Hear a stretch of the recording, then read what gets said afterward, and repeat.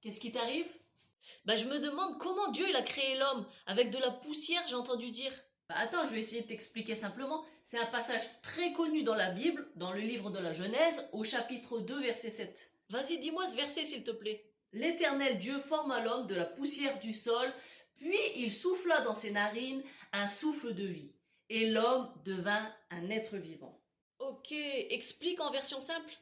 Dieu a pris de la poussière ou de la terre, ça veut dire qu'il a pris quelque chose de très simple et de très humble pour former le corps de l'homme.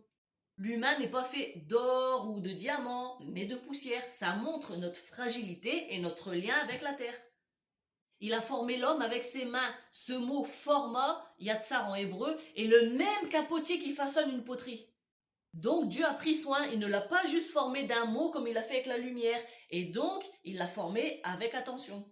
Ok, et après? Souffler dans ses narines, c'est là que l'homme devient vivant. C'est le souffle de vie de Dieu. Et c'est ça qui a donné à l'homme, plus qu'un corps, une âme vivante, un esprit.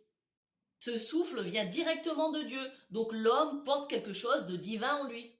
Ah, je comprends mieux maintenant la phrase « Tu es poussière et tu retourneras à la poussière ». Oui, cette phrase vient aussi de la Genèse, mais un peu plus loin. Genèse 3, verset 19. C'est ce que Dieu a dit à Adam après qu'il ait désobéi en mangeant le fruit défendu avec Ève.